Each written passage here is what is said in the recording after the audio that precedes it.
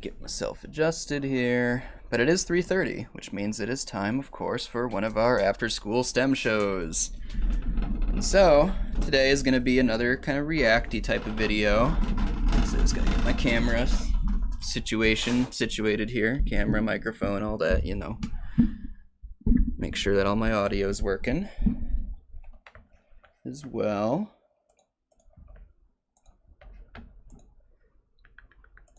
Should be right. Okay.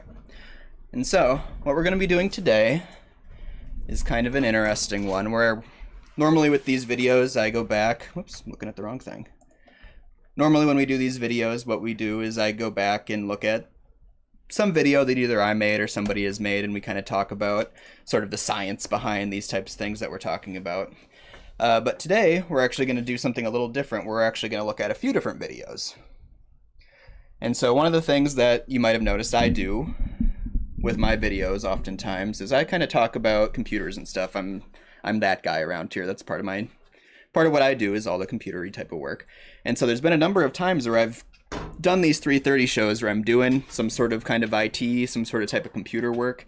And there's been sort of a running theme with these that you may have noticed, where oftentimes at the end of those, I hit some sort of roadblock and I say, this is going to take me a little bit longer to figure out than what I'm going to probably be spending in this video.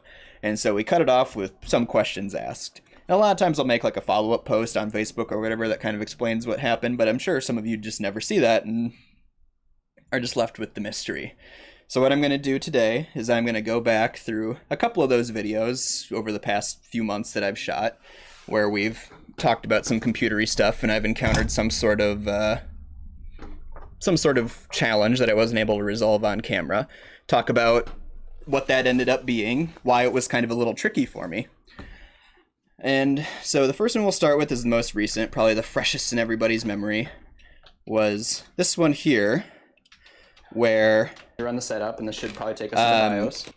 I was setting up a new computer. Like I said, we got some new staff recently in the building, and so was putting together a new computer that would potentially be used for some of our new staff when they, you know, got in and kind of got into the swing of things.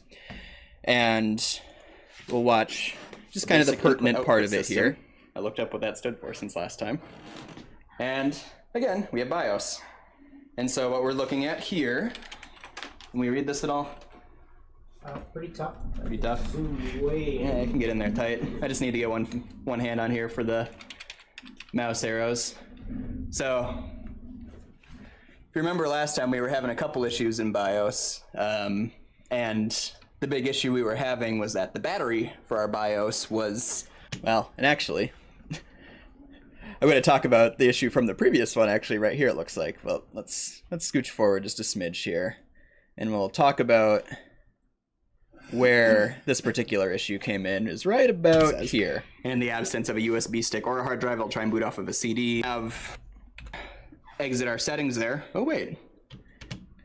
And what you're seeing here is the Windows boot up screen, which I was not expecting to encounter, because I thought that the hard drive that I was putting into that computer was a completely wiped, completely blank hard drive.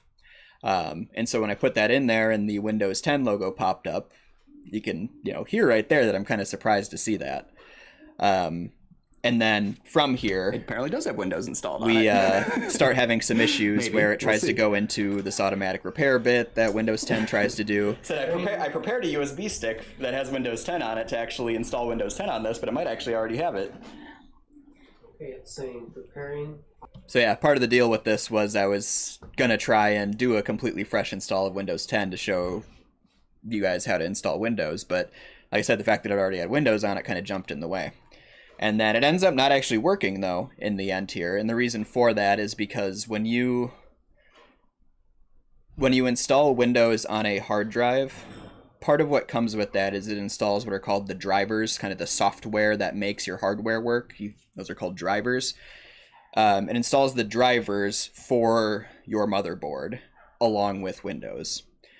And so what happens is if you take a hard drive from one computer, install Windows on it, get it all set up for Windows on that one computer, and then pull it out and try and plug it into a different computer that has a different motherboard on it, it'll say, this isn't the motherboard I was trained in on. This doesn't necessarily work that great for me because I don't have any of the software I need to even like connect to this motherboard. And so that's what ends up happening here is yeah, and that's an interesting thing to be coming up on this. That probably taking means that we maybe don't an old hard drive have a that was fully previously in a functional different version of computer Windows and on trying here. to put Maybe it in something is a this new little computer, and it busted with this version said of it Windows, doesn't work because it doesn't have the drivers for it. So even if it does have Windows on it, it'd probably be worth my while to wipe it and reinstall Windows anyway. If it is a little goofed, but That being said, you can, if this hard drive had an install of Windows that had the same motherboard on it, which, like I said, I mentioned in this video earlier, is that we have a bunch of these, like 2013 computers that are all hardware-wise exactly the same. If that had been a hard drive that had been ripped out of one of those old computers, I could have plugged it right in there, and it probably would have worked perfectly fine because it's the same hard drive and uses the same drivers. But this one was from, I would guess, probably like the previous generation. We have a bunch of computers that have 2010 on them is the year that they were put together, and I'm guessing it was probably out of one of those originally. And that's why when we put it in our 2013 tower, it didn't work because it's a different motherboard. And those motherboards are actually super different. They're a whole different make and model and built for a different CPU even. So that's what the problem was here. And so the way you fix that then is you... This only applies to a hard drive that is what we would call your boot drive. And your boot drive is the drive that has your operating system on it. That is the thing that makes your computer turn on. It's the thing that makes your computer boot. But what you can do is, if you have a computer that already has its own boot drive, you can plug this computer into it as a second drive. And as long as it's not booting off of this, it won't run into this issue. And so what I did with this particular hard drive, which was not this exact one, but it was one that is the same make and model as this one, was I just plugged it into my computer at my desk, and then I went in and I did it's called a reformat of it, where basically I just wiped it completely clean, just turned it into a completely blank hard drive, and then I was able to plug it into that computer, plug my Windows 10 stick into it, my install stick that I made, and it just did a clean install of Windows 10, and it worked perfectly fine. So takes a while. Like it's a thing that requires a second computer to fix, basically. So it's not something that, even if I had recognized exactly what was happening right off the bat with this, I could have done anything about it with the setup I had there. But it's, if you know what you're doing and have the hardware to do it, a pretty easy fix, actually. We'll see if it actually does go into it or not. And sometimes it'll just get caught in loops of this. If it really is kind of messed up, it'll just kind of try. And this is something I learned about also doing, I guess, other computer work here, because moving hard drives around between computers isn't something I had really ever done a whole lot of, because who has a bunch of computers around just in their personal life to like be doing that with? And so if you remember, I couldn't find this video, but there was another computer video we did a while back that was about troubleshooting, in the process of troubleshooting computers. And I was running into a similar issue with that, where I was like, okay, the hard drive works in this computer, but not in this computer. Why is that? And it's literally this exact same issue. And so this is something that I kind of just learned about. I probably shot that video in like November or December. And so in the process of resolving that issue, I learned about this, and here it's rearing its ugly head again. Prepare. I think that was really the only issue we bumped into with this one. Like, I can't do this. I quit. And we're not going to sit and watch through all that, because it can take like hours sometimes, or it'll just keep catching itself in that loop. Which it looks like that's probably what's happening here. So I'm probably going to end up reinstalling Windows on this anyway. But interesting that it already had an install on there, even if it was a broken... Oh, there we go. Went faster than I thought it would. And so, let's actually try this. So, we're in the same shirt. Windows 10 is really convenient. You can just go online to Microsoft's website and make a flash drive that has a Windows installation on it. Yeah, and so what I was going to try and do here was I was going to hope that even if this already had a Windows 10 install on it, I could boot from my flash drive and basically do that reformat right within the same computer, but that didn't work. So, like I said, I ended up having to rip that hard drive out and, like I said, plug it into a different computer and reformat it that way. It's inconvenient, used more hardware than I had available to me in that moment, but ultimately an issue that was resolved, like within the next hour after shooting the video.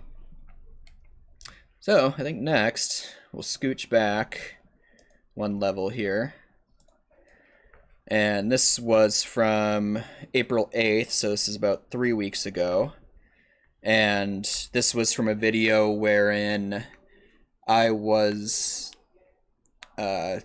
had my parents' old computer, and so I was moving stuff between my parents' old computer and basically building them a slightly newer tower out of some components that we had laying around the Science Center. So my parents donated their old computer, and in exchange they kind of got some slightly newer, slightly better, but still kind of old and junky stuff from us.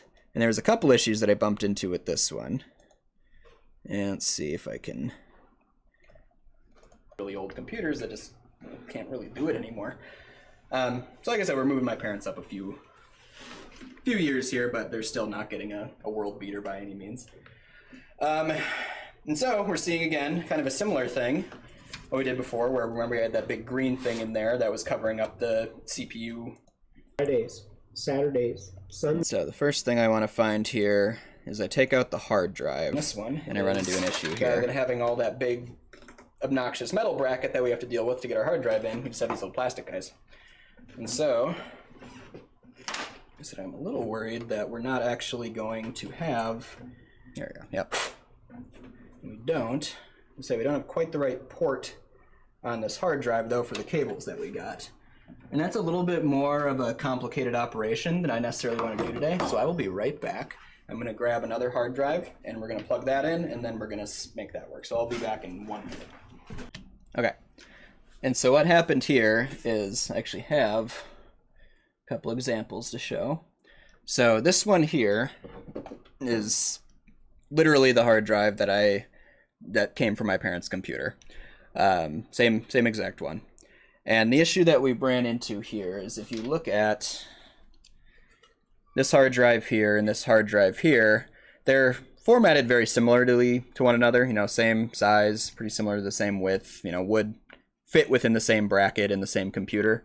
But what has changed between these two is the ports on the end of it. And so this one on top, the one from my parents' computer, is an older port that isn't really a thing anymore. Honestly, hasn't been a thing for the better part of 20 years probably. Whereas any computer you're going to get these days, or within the last probably at least 15, and like I said, if not more, maybe upwards of 20 years, is going to look a little bit more like this. And so what we're seeing here is, actually we can compare it again, you can see that, like I said, in that much more modern one, in our SSD here, it's using still the same connection, even though it's a much smaller drive. So what we're bumping into here is that my parents have what's called a PATA port on their hard drive, or had. I said not using it. And so what we have here, what we're looking at is this here on the left side, my left, is a Molex cable, and so that's the power for this. So these hard drives need to have a power plug put into them, and so that's what this is the Molex. And then all the rest of this is all for transferring data. This is information that's moving through this port and through that cable. And this is something that, like I said, was common 20 years ago, late 90s, early aughties. But sometime in the early aughties basically got entirely supplanted by SATA, which is still the format that we use to this day, and like I said, has been the format du jour for 15 plus years at this point. Where what we're seeing here is this port here on the left is the power, and then you go over and there's this other little L-shaped thing here, and that's now the data one. And so what we saw here is this little bit newer tower had SATA cables in it rather than PATA cables, and so my parents' hard drive, I couldn't just plug it right into it. And I speculated on a couple potential solutions to that. The first thing I talked about was like, oh, maybe I can just take the cable out of my parents' old power supply and plug it into this one and make it work, which I actually have that right next to me here too. Actually, is my parents' old computer. Let's see if I can get it on camera here. It's kind of heavy. With a lot of more modern power supplies, what you'll see is that they are what we would describe as modular. So you can see like with this one, there's just a bunch of cables that go into this box here. This box is the power supply. And so this one has a bunch of cables that just go directly into it. And a lot of more modern computers, and including like the one I'm streaming off of, the one that's on my desk behind me here, the one that was in the last video we looked at, rather than having those cables be directly kind of a part of the power supply, instead they kind of have these little clips that you plug into it, and the power supply just has ports to put the clips in. So what I was thinking is like, hey, maybe we'll get lucky, and this was kind of a more modular power supply than what it is. But in the absence of that, all of a sudden that operation becomes one of, we got to take out this whole power supply and put it into the new computer just to get, you know, this cable basically. Decided it was more trouble than it was worth, and so rather than doing that whole operation, what I did is I just put a newer hard drive in it. So I had just an old one laying around my apartment from an old computer I used to have, and so I just plugged that into my parents' computer and gave them that, something from my private stash to rectify that. As I said, theoretically that is something that would have been fixable, but you know, is the headache worth it to have what is ultimately just going to be a smaller, so it's only a 40 gigabyte hard drive, smaller and slower hard drive that, you know, the hard drive I put in there was maybe $30, you know, if it had been new and it was a used one. So to save myself the time and the energy, I just, like I said, put a new hard drive in there. So that was the first thing we ran into with that one. And what I did within the context of the video is I just went and grabbed a different hard drive and plugged it in there just to show kind of how to attach. It was maybe even actually this one, just to show where the attachments were, but hard drive stuff. It was bad timing in this video too, because it was like right after Lee was asking me about like compatibility, and I was like, yeah, the ports like don't change that often. And then we just so happened to be in a spot where like, here's an example of a situation where the ports changed and our compatibility went away. Bad timing. The other thing that we bumped into here was once I actually started booting, we encountered a couple things.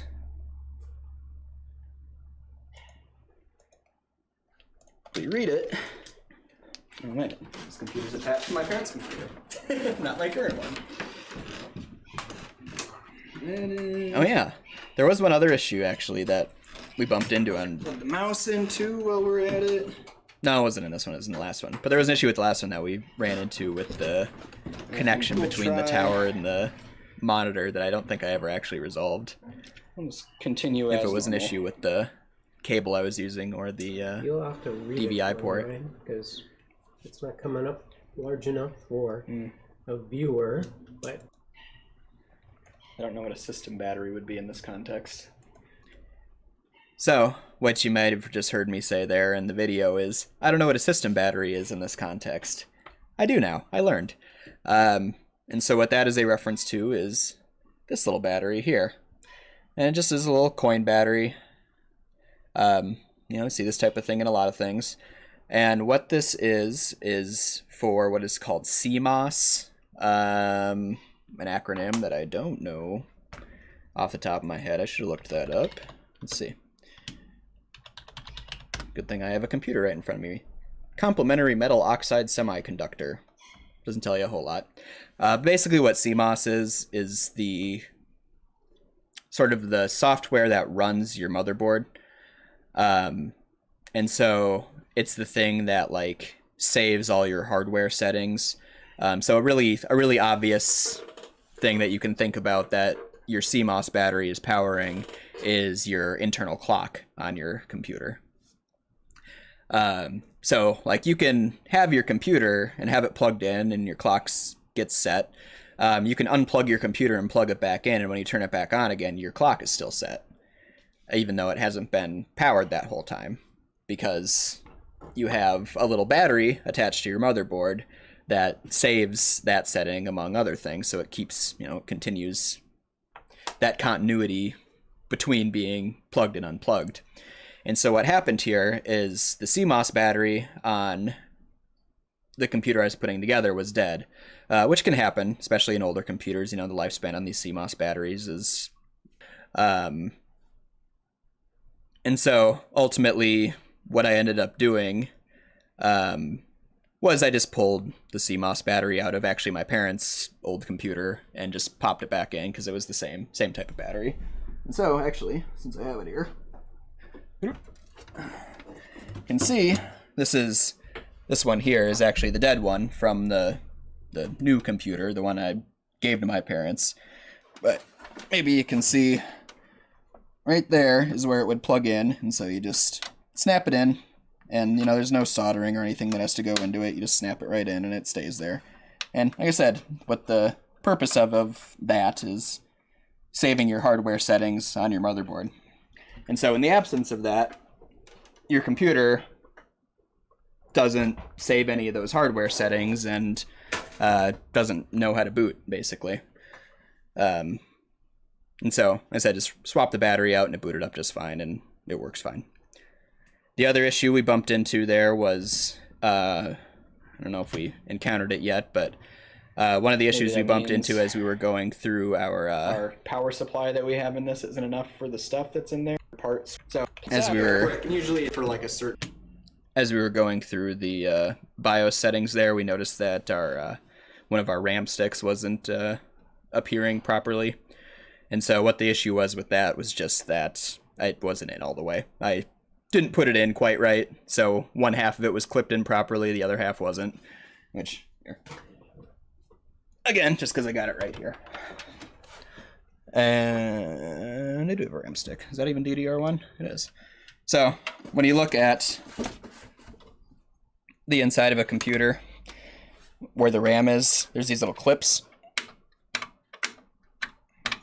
And when you put the RAM in, you can usually hear it clip in. So, there was one.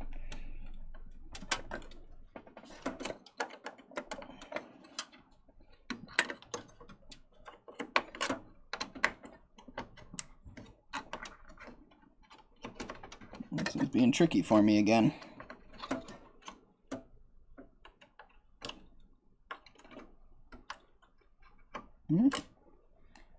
Do I not have the right? Oh no, this is DDR3. That's why it's the wrong size. But you can see these little clips on the side, and so there's little plastic clips in there that have to like set into those. And so if it's not in all the way, those little clips won't settle in quite right, and it will be kind of loose in there. So that's all the issue was. I just had to go in there and re-snap it in, basically. Very quick, very easy way to handle it.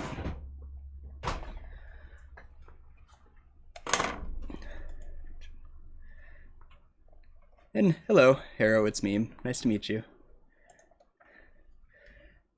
I think that was all we ran into with that one. That computer works perfectly fine. I haven't gotten it back to my parents yet. So it's just sitting in kind of my office I have at my apartment. I took it back home. I got it all up and running with their monitor and their peripherals they had with it. Like I said, it works fine. I'll be either next time I go back home or next time they visit me, they'll get it. And then finally, our oldest video, one that was from before we were even streaming on YouTube, or we were streaming at Twitch at this point. One of the other kind of interesting things we bumped into with some of this is that our Twitch VODs don't get kept forever. So they get deleted after a certain amount of time. So for some of these older streams, the only ones that are available are the Facebook ones. And so that's what we're looking at here, is an older stream that I did where basically I just took a computer apart and kind of talked about all the different components and put it back together. Right here. And what we found is that at the end, when we put it all back together, it didn't work. Harder to work with. So this is why I like to put everything in the motherboard first, or at least as much as I can. And we're gonna start out here where where we went wrong. I forgot something that might be a little bit of a challenge here. So maybe we had a second person walk in while y'all have been watching, and maybe I'll have her help me out with this, because she probably has smaller hands than I do. But Allie, would you like to come on the camera here? Sure. You have a lot of smaller hands. So this is Allie. Allie is an intern here at the Science Center. She's a senior at Bemidji High School. And I don't want to dunk on Allie here, but ultimately what ends up being the issue later on is that this bit that Allie does wasn't quite correct. But, you know, she got put on the spot there. She is not someone who has ever professed to, like, know anything about computers. She said I just pulled her because she happened to be there, and I goofed up in the first place by not doing this before I started plugging other stuff in. And so she's been helping us out with but so what I end up having her do is plug in kind of a series of little teeny tiny plugs for me on the motherboard, and said they and so these are the cables end up that are not being on quite right. The front panel of the case. So this is the power button and the reset button and the USBs up here and the audio ports. Yep. And they go in a couple. Maybe you can get a closer look at this, but along the bottom here, these are the little kind of skinny pin things here. And it's a tight fit for my hand, especially with the GPU in there, so maybe you can help me out with this. I'll tell you which one to put it in. So this one you're holding right now is the audio. So that's gonna go in this one way in the corner. And you'll notice, if you look closely at this, you'll see there's 10 kind of slots for pins, but one of them doesn't actually have a hole there. Yeah. So you gotta make sure that's lining up with the one pin. The one on the far right in there? So it's right here, it's the second. Okay. So it's gonna go. And so the audio one is fine. Correct. So that's the cable. And so we get to the end of this, and let's see if we can find where I try and actually boot it.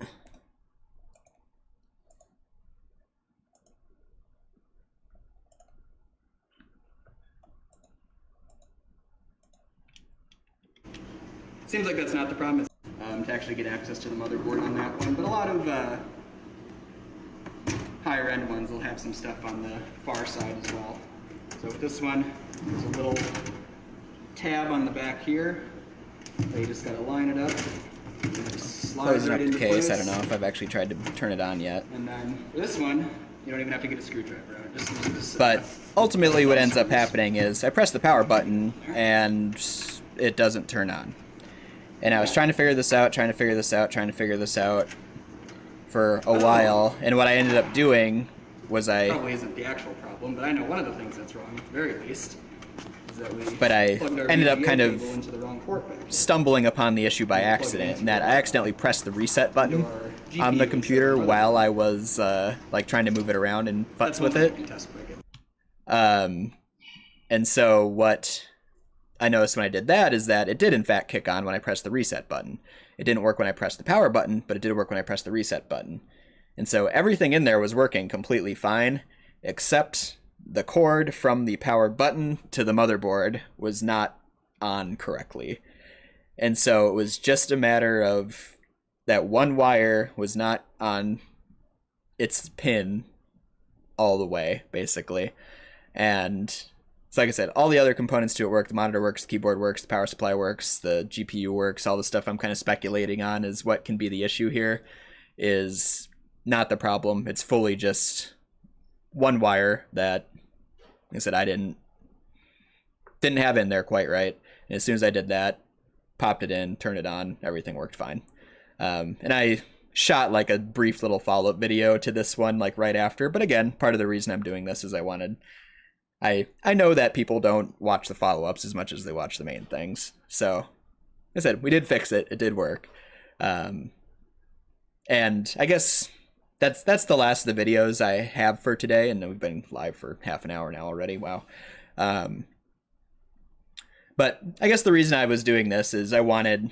Part of the reason I do these kind of computery things is I want people to be a little bit more familiar with computers. I want people to not be so afraid of them.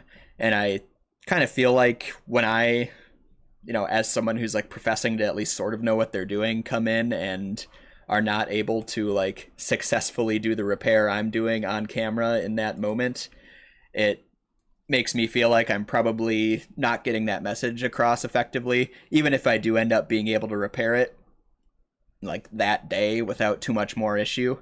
So like I said, I just want to highlight where, I've done all these videos where like I do the thing and then at the end it's like, oh, it didn't boot right. Something's messed up. Guess I'll figure it out off camera. That's not just like a thing that I do just like for talk, for show. I actually do go and I figure it out off camera. More often than not, it only takes me another, half hour to figure it out. And a lot of times it's just a matter of like, I just need to get a second computer involved and I can't do that when I'm on camera and at the station I'm at. So yeah, like I said, typically it's not that complicated. Like if you got old computers around, take them apart, figure them out. Google is a great resource. There's a million people out there on the internet who are more than happy to give you advice about any sort of computer issue you're having. And that's a resource that, like I said, I use all the time. Is, I'm having a little bit of an issue with one of my laptops at home right now. And, I think I have it narrowed down, but I said Google's been a great help for that, even for someone like me who, like I said, ostensibly kind of knows what I'm doing here. But anyway, thank you for watching. Hopefully that assuaged some concerns that you might have with your computer interactions that my previous videos might have caused you. I know all of you are out there looking to me as your shepherd of computing know-how, and seeing me fail surely is very very upsetting for all of you. And so, like I said, hopefully that clarified what some of those issues were in the end. But anyway, HSC is open Friday, Saturday, Sunday, and Monday. Friday, Saturday, Monday, we're open 9:30 to 5:30. Sunday, we're open 1 to 5:30. Come in and visit. Like I said, most of the days, especially on the days when we're open, we'll usually do a little bit more interactive, a little bit more kind of in-person-y type of show for these 3:30 streams. So if you come and visit at like 3:30, a lot of times we'll be doing a live show that you can then come and watch and maybe even actively participate in. I know personally I like having a live audience when I'm doing them, and I know the